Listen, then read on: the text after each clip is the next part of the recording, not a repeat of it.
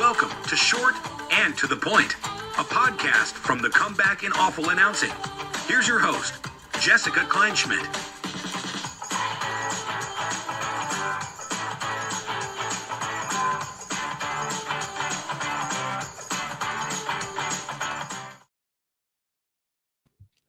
Hi, everyone. Welcome back to another episode of Short and to the Point here on Awful Announcing and the Comeback. Jessica Kleinschmidt joining you today. Once again, this is very much the Philip episode. Producer Philip, for you guys who don't know, keeps this machine running and basically it keeps me sane. So I'm very appreciative of that. I'm so glad you guys are here. I wanted to go over a few things before we get into the actual interview today. My guest is senior editor of ESPN FC, James Tyler. Now, we, of course, the main headline that we go over is former president of the Spanish Football Association, Luis Rubiales. And I say purposefully because he no longer is in that position. So let's go over what happened real quickly. He purposefully, so on purpose, he kissed midfielder Jenni Hermoso after the World Cup final, after Spain won.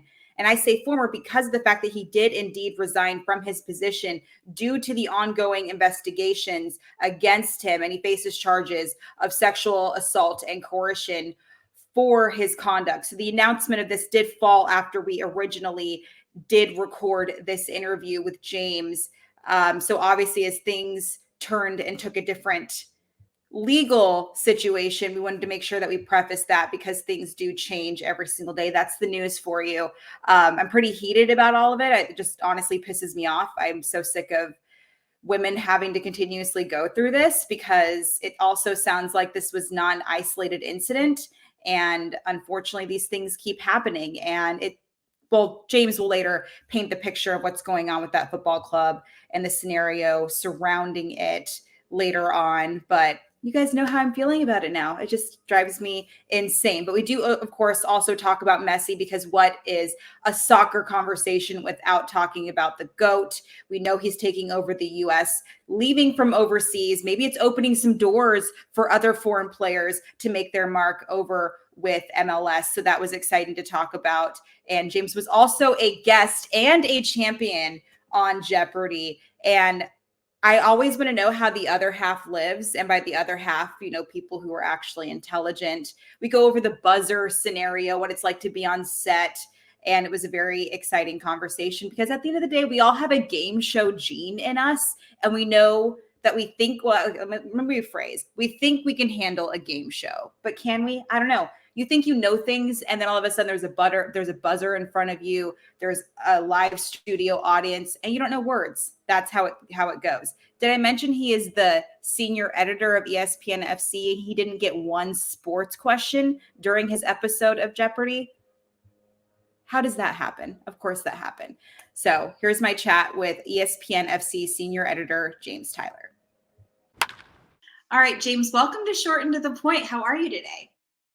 I'm great. Thank you so much for having me. How are you doing? Good. There's a lot that I want to go over. I'm going to try not to skip to the Jeopardy part because obviously I'm very excited about that. But it's safe to say when it comes to Messi, he's looking very comfortable in his new digs coming over to America. Let's just say the short version is he comes as advertised, correct?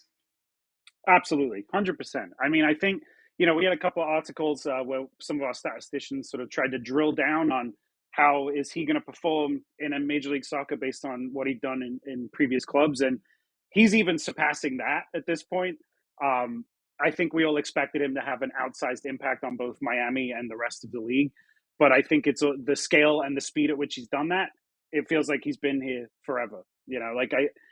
Previous stars like Zlatan Ibrahimovic, they came over, had a couple of really strong games straight off the bat, but Messi is consistently, impacting games to the extent where it's not so much Miami are out to the playoff picture. It's like, when are they going to clinch at this point and get a spot in the playoffs? Because he's just been incredible. And that's, I don't want to ask a stupid question, but there wasn't any question he was going to adjust. But if there was any question about the adjustment from going overseas to here, what would those adjustment questions be? I think I think it's the same as you and I starting a new job, right? There's a sense of getting to know your coworkers, getting to know the office culture, getting to know where things are, what the sort of company standard is.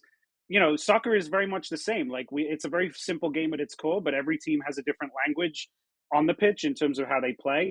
Obviously, when you sign a player like Lionel Messi, you're naturally going to tailor things more towards him because he's been there and done that. But it's not just been the impact of Messi; it's been players like Sergio Busquets and Jordi Alba, who Messi played with for a long time at Barcelona. It's those kind of relationships and that sort of sense of knowing where those players are going to be and that you can pick them out. It raises the level of everybody.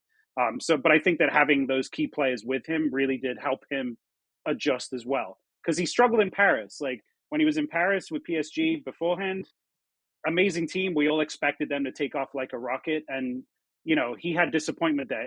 He had a rough 6 months getting used to the country, getting used to the play, and it didn't quite pan out. And night and day now compared to him in Miami. It looks like he's been there for years, which is quite no easy feat. I mean, people might say what they think about MLS, but it's still a tough league, and he's made it look very simple in a quick space of time. When you say at one point he didn't pan out, what's it like to not pan out if you're Messi? I think it just means you play like a normal player. Like, it's like he's no longer scoring like 3 or 4 goals a game or having like 2 assists and his team's winning 5-0. It's more like they're winning 1-0 and he's maybe missing more of his passes than he's completing. I know. I mean, it's like the equivalent of seeing, Patrick Mahomes look ordinary or LeBron James just look like another guy on the court. It just looks like any other player, but obviously we're just accustomed to and conditioned to Messi being up here and everybody else being several leagues below that. Okay, and you mentioned just like the impact he has. When I think of a team, you don't want to say one guy can shift the outcome of a team and how it works, but this guy can't. So what kind of a teammate is Messi when he comes on to just the surroundings? You mentioned on the pitch and off the pitch, but what kind of a guy do you get on your team if Messi is your teammate? You get somebody who definitely sees the game differently from you. It's almost like those comparisons about seeing, chess like 4 or 5 moves ahead. Like Messi has played at the highest level for such a long time that he can anticipate where his teammates are going to run, and he can also deliver the pass to find them. But I think the other impact that Messi's having that maybe goes less reported is the fact that his presence creates a lot of stress for opponents. They know they need to pay attention to him. So his presence just opens up space for other players naturally. Other players might be marked a little less aggressively or less closely. So, if Messi's on the ball, several defenders might come to try and, block him, or they might sit back. Either way, he's going to be able to figure out what he wants to do next and kind of dictate the flow of the game. And one thing some of his teammates have done very well is just use the space that he creates for them. Robert Taylor is a very sort of under the radar, unknown player for Miami, but when Messi first showed up in the League's Cup, like this kid Robert Taylor was pulling off incredible assists. He was getting on the end of Messi passes. Like he was just exploiting the space that is created by Messi on your team. It's like essentially playing with an extra man. So, his teammates have been able to sort of exploit around him very easily. I think of opposing teams when it comes to the head coach. And I've heard a lot of times in post game where they don't want to talk about the opponent itself. But when it comes to Messi, the opposing team is very aware. They don't want to take away from the fact that they're going up against Messi. So that just goes to show the impact he has, kind of like what you said. So has that been kind of embraced too? They're not ignoring the fact they're going up against Messi. You don't say, oh, it's just another player when it comes to him. It's different. Right. I mean, the other teams in this league obviously see Messi's arrival as a good thing for everybody. Even if another team might be on the losing end of a 4-0 game and Messi scores 3 goals, they're still benefiting from Messi's presence, whether it's ticket sales, merchandise, general awareness of the league. I mean, you've seen all the news reports since Messi arrived of ticket prices skyrocketing across the country in anticipation of him, going on the road and playing in their stadium. You've seen sellout crowds everywhere he's gone. So even if the on-field effect of facing Messi might be kind of painful in the short term, everybody's bought into the longer-term goal here, which is raising the level of the league, raising the publicity of the league, and basically putting MLS in that pantheon of other global leagues. And, whether you play against Messi or you play with him, you're all taking advantage and participating in that benefit. You know, like what's the phrase, like a rising tide lifts all boats? Like Messi is that tide for everybody.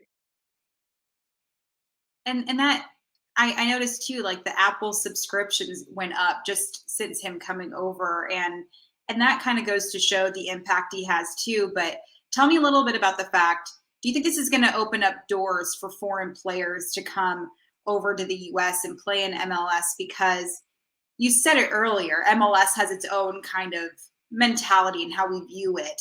But this is going to create a lot of change and a lot of positive changes for some of those guys overseas. I would say so. I think it's a little too early to tell what the bigger trend will be. We've seen this before with Major League Soccer when David Beckham came to Los Angeles, when Zlatan came to LA as well. But then you've had other high-profile arrivals who have not panned out.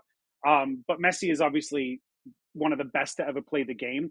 So I think this does certainly show people that MLS is, again, an attractive destination for top talent. The big question will be if they can continue to get players in their prime to come over.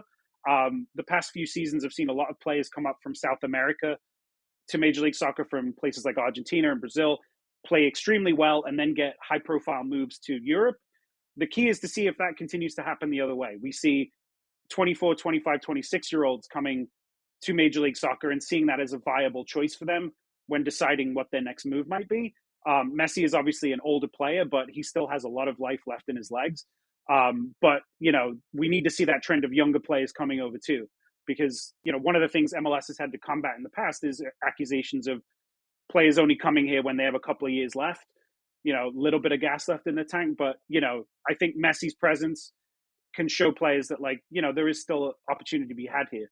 But I think it's still too early to tell just what kind of impact it will have. How would you bring a guy over and convince him to come to America during his prime? How would you convince that, knowing that there was a trend of older guys in MLS? How would you convince him to come over here when it's a very important part of his career? That is the challenge that MLS is facing. I mean, they're seeing the impact of Messi on and off the field in terms of just raising the level and raising the attractiveness of the league. But you're going to have to make the case that this is a league where you can come for 3 or 4 years and then go to wherever you might want to go next. You know, European players move all the time. Players move between top leagues all the time. They might spend a couple of years in one club and then move to the next. So I think the biggest hurdle for MLS teams trying to convince that player in their prime is just say, you know, come here, you know, we'll give you this, we'll give you that. You can develop a bit more, and then we'll give you that freedom to go to that next club. Because, you know, players are rarely just thinking about the here and now. They're thinking, where am I going to be in 3 years, 5 years? So I think the MLS needs to figure out, you know, how to make that vision concrete for a player who is maybe deciding between that or, you know, the Bundesliga or Serie A or somewhere else in Europe. Interesting. And obviously how his impact is showing, because the team's killing it. Will Inter Miami lose at any point this season? They absolutely will. I mean, he's not playing for them in the next couple of weekends, so we'll see what the effect is there, because he's on international duty right now with Argentina. Miami will definitely lose games. I mean, Messi is not immune to losing. I think we've all seen he's had some very high-profile defeats in the Champions League when he was coming towards the end of his time in Barcelona. And obviously PSG as well also kept falling short in Europe. So he's no stranger to defeat. There are ways to beat him. He is human, after all, at the end of the day. But, you know, I think it's going to take a team figuring out a way to combat him without leaving too much else at risk. And that's really the challenge. He's like a 12th man. He plays like 2 or 3 players by himself. So it's going to be probably one of the more tactically sharp teams that could take him down. But again, it remains to be seen. He can have bad days too. So it's far from a foregone conclusion that he's going to go undefeated the rest of the season. Yeah, it's kind of weird how it doesn't matter how bad or good you are, wins will happen and losses will happen. It blows my mind. Like, if that were the case, Shohei Ohtani's team would be 162-0. Totally. And I think about that because obviously I broadcast for the Oakland A's, and when we're facing the Angels, our goal is to just grit and bear it to get through Ohtani to get to the bullpen. As long as we can survive those 7 innings when Ohtani's pitching, like, we're golden. So it blows my mind that some of these guys can have that impact. We're going to shift gears here. Sure. It's something that's been dominating headlines lately, truly frustrating to hear just from my perspective. But Jenni Hermoso officially has filed proper charges against Luis Rubiales after Rubiales kissed her while on stage after accepting her medal after Spain won the Women's World Cup. What's the latest on that? The latest is, as of I think yesterday or Wednesday, is that Jenni Hermoso has pressed charges in Spain. She has officially opened criminal proceedings. We're working on a couple of legal explainers to sort of make more sense of what that could look like for Rubiales. But Hermoso, it was widely considered going into this week that the way for this case to move forward meaningfully and to get more pressure on Rubiales to step down would be if Hermoso took the decision to press charges. She has been extremely brave and has done that. So now we have to see how the criminal proceedings go from here. There's a lot of sort of confusion. There's a lot of different ways it could play out in a legal sense. But the fact that Hermoso has taken that critical step and bravely so is definitely, we are now into the next phase of this, which is less about sort of the court of public opinion and more about the actual criminal courts in Spain. Love that. I'm glad you mentioned it. She's definitely brave. But it also, the thing that's bugging me, but there's multiple parts that are bugging me, but doesn't sound like this was an isolated incident. No. So Rubiales, and for anyone who's not familiar, the brief backstory is the Spanish national team have had issues with management and leadership for a long time. In September of last year, 15 of the best players said they were no longer going to play for the national team until the coach Jorge Vilda was gone. Now, obviously, Vilda is somebody that was handpicked and quite protected by Rubiales. So there's a structural institutional issue at play here that has been going on for a long time. And a number of top players said, we're not going to play again for Spain. And even as they went to the World Cup, several of those players did show up for the squad, but obviously they issued statements about why they were doing it, which had a great impact at the time. But you had players like defender Mapi Leon who decided, no, I'm going to sacrifice a World Cup until we see real institutional change with Spain, which is a really powerful statement. Now where we stand, the players are getting to know an interim coach who was one of Vilda's assistants. Jorge Vilda is gone from the job as well. But we very much want to get over the narrative that this is all about one kiss. That was the lighting of the touch paper, as it were, the dynamite moment that everybody saw on global TV, and it took away from Spain's incredible achievement on the pitch too. That is the thing that hurts as well. Is not just, is this all we're talking about, but their victory has been forgotten in all of this. They made history by winning that World Cup, and they did it in incredible fashion, beating some of the world's best. But nobody's talking about that anymore. But again, to go back to the main point, this is an issue that's been long running for the Spain team. The Spanish domestic league, the Liga F, was supposed to kick off this weekend. The players have agreed for a 2-week strike against the league. They're not going to play for 2 weeks in protest of conditions within the league. So like I said, while all the focus is on Hermoso and Rubiales, this is a much bigger issue that encompasses a lot more of issues within Spanish soccer in general. The hope for me, and I think a lot of soccer fans, is that this actually is a catalyst for genuine change and not just putting a new face on things, but things still function the same way. Definitely. And it also sounds like the Spanish FA didn't issue an apology for 16 days. Do you know why it took so long? I couldn't really say as to why it's so long. I only presume that, the structures that have empowered these men and these individuals in the past is obviously still a lot bigger than they are. I think there's a lot of confusion over, again, where the rest of Spanish soccer stands. Because like initially when Rubiales said he wouldn't step down, when we all expected he was going to, by the way, like it was tipped off the day before, Rubiales is going to announce his resignation, and then he stood up defiantly and said, no, I'm going to double down. I'm staying in this job. He got a lot of applause in that room from people that work in the Spanish FA. So it goes to show you, again, like there were a lot of people who kind of showed support for Rubiales in the moment and felt like he still deserved that job. So it's going to take a while for things to play out. But I would suggest that progress is slow because these structures have existed for so long. And for now, I do believe he's suspended until November 24th. Is there a chance that, though, that he does get his job back? And if he does, what are the repercussions? And if he doesn't get his job back, what are those repercussions? So, as we're working through the legal ramifications, like there are jail sentences and various fines that are applicable to the charges that have been filed against him. So that is one option. I think those two roads are equally long at this point. The road that sees him behind bars and the road that sees him back in that job. There's a lot of different things that need to play out in either track to see whether we get a decisive action one way or the other. I don't feel like it's likely he gets his job back, but again, this has been an ongoing issue in all of women's soccer. There were several teams before the World Cup that were not getting paid and protested openly about not getting paid their bonuses. So this is a cross-sport issue across soccer, like the entire globe. While I don't necessarily think he's going to be back in a job, it would also not surprise me because these kind of individuals have been protected historically and have somehow found a way back to power.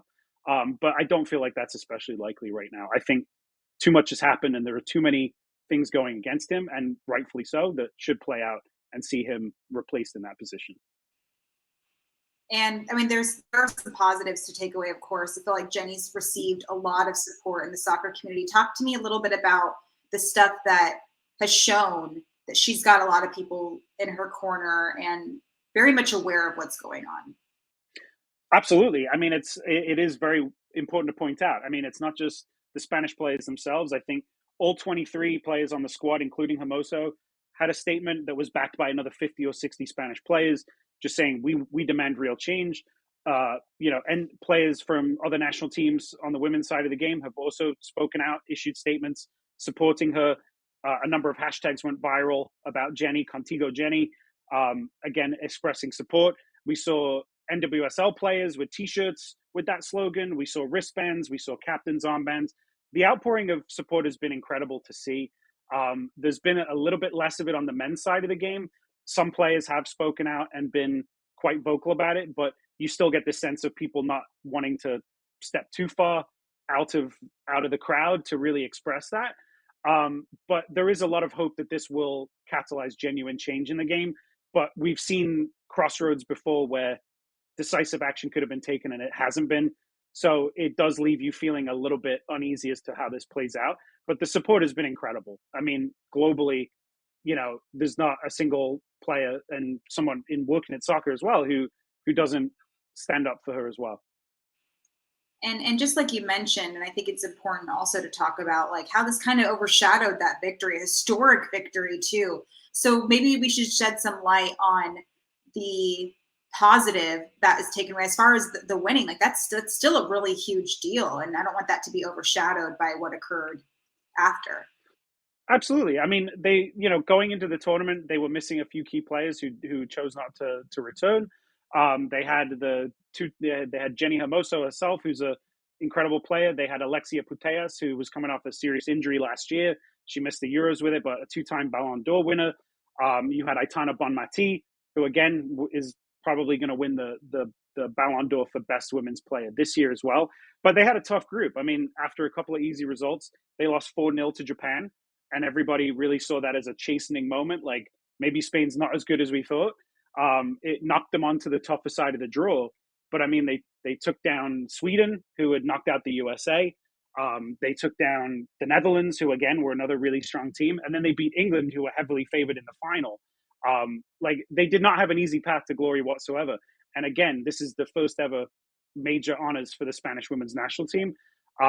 It is really lamentable that we are not able to celebrate that more, because they were an incredible team to watch, even going through that adversity in real time. The fact that they still performed to their best is just nothing short of inspiring.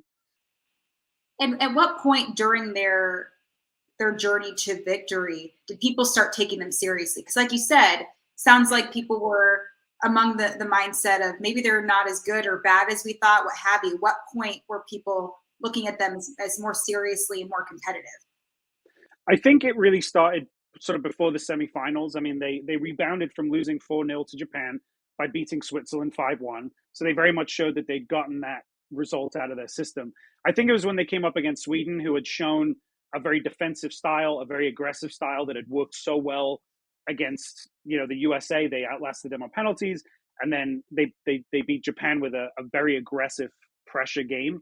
I think it was the fact that they handled Sweden pretty easily, and then the first half against England, they were in charge. I think it was probably before that semifinal though, but beating Sweden and then setting up that showdown with England really did. It was a toss-up going into that final, and that's largely due to how they progressed through the knockout stages. Definitely. It was really, really cool to see. We're going to shift gears once again for the fun stuff now. Okay. Jeopardy. So okay, you and I have something in common. I read up on it. When it comes to the Saturday Night Live skit for Jeopardy, that's where our interest peaked. And so you're a Jeopardy champion, but that's one part. But there was a process leading up to it. I believe there's a test every 6 months, and you took this test every 6 months for a decade. Like you are that alone, I am in awe. Tell me about your experience leading up to actually being a champion on Jeopardy. Certainly. So as you mentioned, I was taking the test every 6 months. I think it was 2022. They opened it as to an anytime test, and I took it again as I normally do. I'm just like, it's that time of year. It was like April, May of last year. I was like, I'm going to take it again. Took it again. Only this time, at the beginning of July, I got an email saying you've made it to the next round. Congratulations. Whole lot of paperwork to follow. Zoom, and then I had to take another quiz on Zoom, which they were watching you the whole time to make sure you're not sort of scrolling and opening different tabs. So they're asking you 50 questions and staring you down like the whole time. So I had to go through that gauntlet, and then 3-4 weeks later, I got another email saying you've made it to the next round of auditions. So now I started to really think I could make it to the show. And the third Zoom was kind of right before Labor Day. And basically I had to play a game on Zoom with a few other contestants. They did a little interview with you. Like, you had to send in a few little facts about yourself so they could make chit chat with you. So they would kind of give you a screen test. It was like very similar to this. There's a producer asking you questions about yourself, and you're trying to answer them in very short nuggets because it's a TV show. You don't want to ramble on like I'm doing now. But then after that, they were like, congratulations, like you've made it into the pool. You could get a call from now to 18 months from now. And like I said, this was September of last year. But they said it was an 18-month wait time potentially. And then in January of this year, they reached out and said, tell us, are you free in March, April, or May to film? Do you have any conflicts, any dates you can't make? And then we just started narrowing down from there until May 16th. I'm showing up on the Sony lot in a suit, ready to compete. Are you, like, imagine being asked, are you free to come on Jeopardy? You best your damn mind I'm free. Like, yeah, I mean, are you doing anything? Like, no, nothing. Well, honestly, truth be told, I did have a family vacation in April. So I told them I can't do this period in April because I'm going to be in Florida. And I thought after I got off the phone, I'm like, is that going to be a problem? But they still called back. So I was clearly, on their list at that point, which was a relief. But I did second guess myself briefly when I was like, I really should probably clear my schedule instead of making them clear theirs. But it still worked out in my favor. That's so funny. Like, I actually do have some family stuff. Yeah. But like, the thing that I think about is the training process leading up to it, because you somewhat have a timeline, you sometimes don't. But if you have a training or like just prepping for it, what's that process? Or do you just kind of pray that you just know everything? Because and let me make it clear. You had no sports questions, correct, during your Jeopardy situation. So no. That alone sucks. Like, I'd be terrified knowing that didn't happen. But how do you prep for Jeopardy? I can't believe I just asked that question. But how do you? I'll give you the secret. I'm happy to. And I got a whole category all about wallpaper. So that is, that just shows you like you are totally at the mercy of what they show you. My approach was try and know a little bit about a lot of things, right? Like, try and know sort of like a middle schoolish level history, like, certain things I would try and memorize. So I was trying to do, I was trying to remember state capitals, Oscar Best Picture winners, things like that do seem to. Oh, Jeopardy's really big on theater categories. So if you know your musicals and your plays, you'll almost certainly have some luck there. You should definitely be taking notes, anyone who's watching. So that was one thing. But I tried to basically learn a base level about as many different things as I could. I worried less about the things I was strong at and tried to focus on areas where I knew I was weak. Things like Greek history, American history, I'm a little bit shaky just because I'm not from the US originally. Musicals, not my strong suit. So I tried to focus more there. Still didn't really get any musical questions, or I couldn't buzz in anyway. And then I did a lot of quizzing. There's a couple of really good websites where you can just quiz old Jeopardy questions. So I would just use that to get comfortable with reading clues, buzzing in, answering questions at speed. So I would play like an hour and a half to 2 hours a day of like online quiz bowl, whether it was me or against other people. I would just get practice in answering questions. And you would start to pick up on trends in the questions too. A lot of Jeopardy clues are written like crossword clues. So if you're good at crosswords and you sort of understand how their clues are constructed, I was able to get a lot of correct answers just by using what was in the clue and making a decent guess. But again, it was just all about trying to establish like a base level of knowledge so I could talk to like a middle schooler about a thing. That was really it. Yeah, it just sounds like you're basically training like an athlete, just trying to beef up what you perhaps are lacking at. Or it's just really interesting. You mentioned before we pressed record, though, you have a story about the buzzer. It's a hot button topic. Because I think of like being wrong on Jeopardy and I kind of twitch a little bit. You just hear it. And then I get nervous about just being able to press the button. I feel like that is an art in and of itself. Right. And they only give you they give you a game rehearsal before you tape. So that's the first time you're physically holding the thing and you understand how it works. So there were a couple of things I did. There was an excellent book by a previous Jeopardy champion named Fritz Hofnagel that you can buy on Amazon. And it kind of told you the secrets to buzzer grip. And he encouraged you to very much test your responsiveness based on left hand, right hand, finger, thumb, behind the back, in front of the back. Like he went through a whole list of different grips and talked about, try what feels most comfortable. Because that's at the end of the day, you're going to buzz well if you're comfortable. The speed thing, I tried to train. Again, there's another website where you can train your buzzer speed. So I was using that a lot to sort of measure my times. And then when I was playing, I would watch the game every day at 7:00 when it airs in our area. And I would stand up and I would play with a pen, like a few pens taped together. And I would stand and actually physically, as if I was on stage, like I needed to get comfortable with being on my feet as well. Because those are the things they don't really prepare you for. You're so focused on the knowledge, you don't get the sense of what it's like to be stood for that long, to be in that position and have to. So there's the physical side of things I tried to prepare for as well. And like I said, the Jeopardy community is really big on buzzer technique, buzzer speed. Everybody's got a style that they use. And we talk about it a lot as a group. Like the people I tape with, we still talk to each other every day. And, we always think about buzzer technique. The other thing is you have to be quick enough to buzz in. And you mentioned when you get questions wrong and how paralyzing that is. My whole strategy was don't buzz unless I know it or unless I have a really strong guess, because I didn't want to beat myself. Some people get so anxious about buzzing in that all they want to do is be first, and then they might not have the answer right. That hurts you more than not buzzing in at all.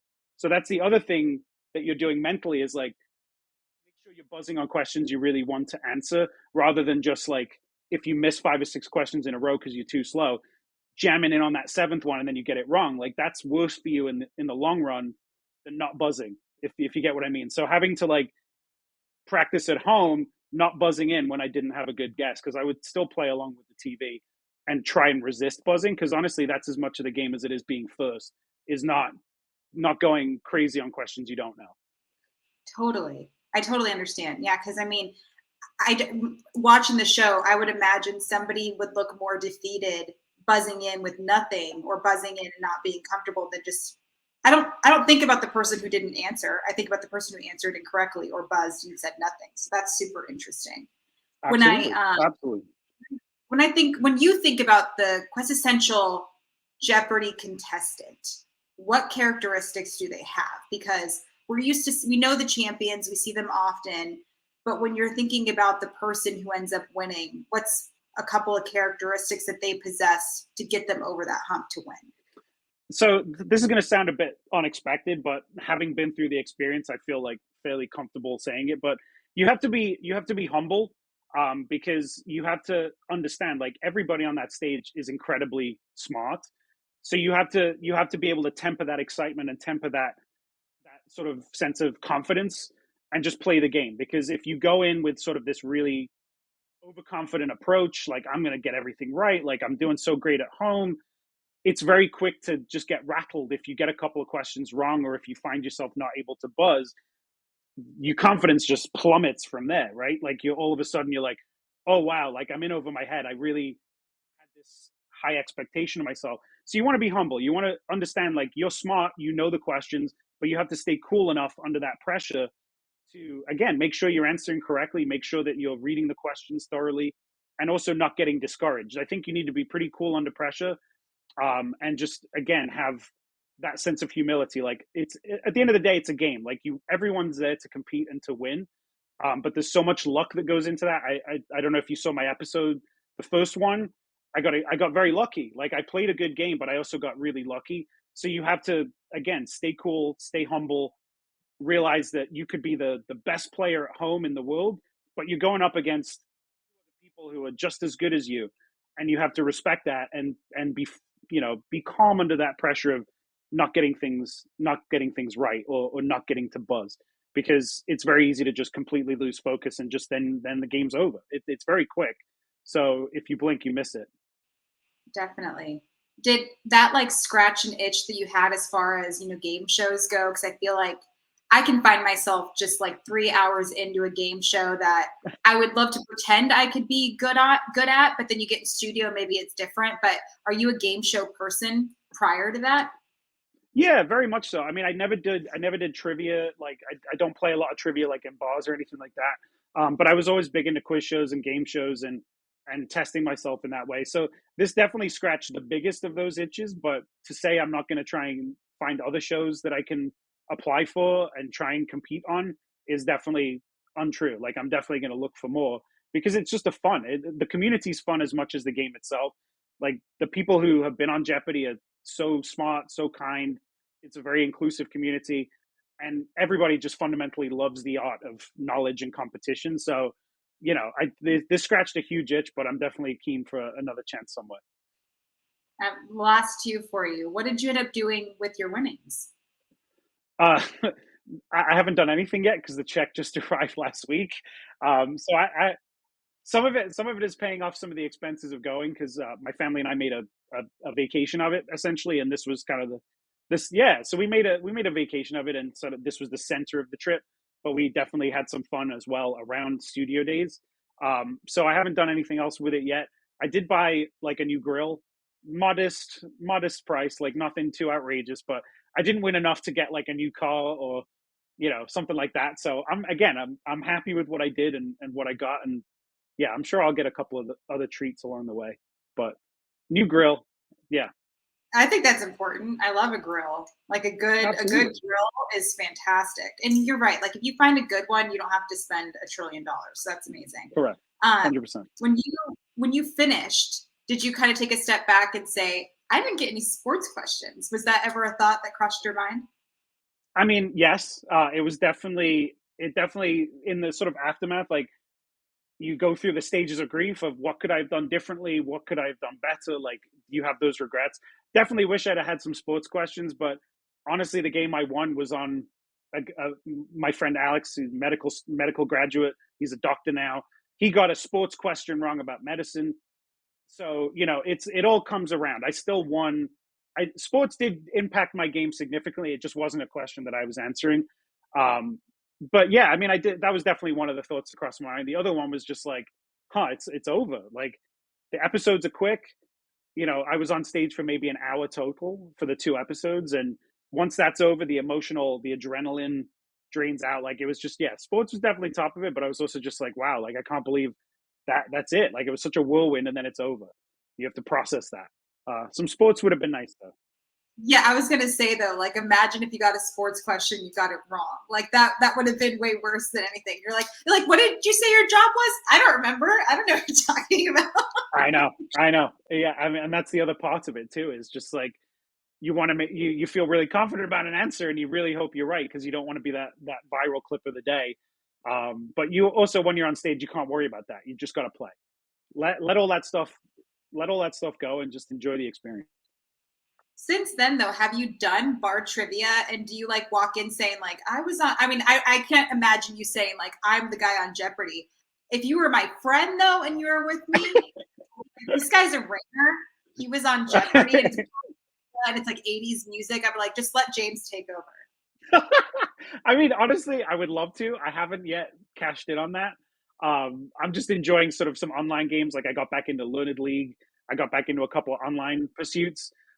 So I'm enjoying that part. I haven't yet, worn the hat and gone to bar trivia, but you're giving me ideas for the fall. Now that it's getting cold out, maybe I'll give it a try. I think so. You'd be the ringer for sure. I'm just like out there just enjoying a nice pint, and here he comes, just like unless you then I won't tell anybody that you were on Jeopardy. Well, but then you have the pressure of like, oh no, like what if I lose? You know what I mean? Everyone's gunning for you all of a sudden. Like you don't want to put a target on your back, but so that I mean that's a whole other stress. People expect you to win now.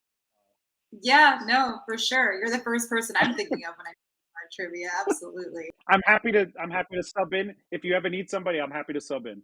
I will tag you in, absolutely. Especially after like my third martini, I'm useless at bar trivia. I don't even know what's going on. James, you've been absolutely amazing. Thanks so much for your time. Thank you so much for having me. I really appreciate it. Have a good weekend. All right. Thanks, James, so much for stopping by. What a fun conversation. We learned a lot. We learned a little. We learned that perhaps I'm not right for the game show world, but I think he gave us a lot of tips and tricks. If you want to take the test, go for it. By all means, Philip. By all means, because it's definitely something that, I mean, why not? A bucket list item? Heck yeah. I would struggle under pressure. The moment you put like me on set, you put me like holding a buzzer, I wouldn't know how to say words all of a sudden. Definitely not my cup of tea, but I appreciate people who go on game shows because it's an art in and of itself. And once again, to Jenni Hermoso, thank you for being brave. And I hope everything gets taken care of because, like I said, I'm sick of women being taken advantage of. So make sure you are liking and subscribing to this podcast. Search Short and to the Point where all podcasts are possible. Make sure you're checking out everything on Awful Announcing and The Comeback. Thanks to Philip once again for keeping the ship afloat and getting all the deets about your next journey to applying for Jeopardy. We'll see you next time. Want even more short and to the point? Follow Jessica at Kleinschmidt JD and head over to thecomeback.com and awfulannouncing.com.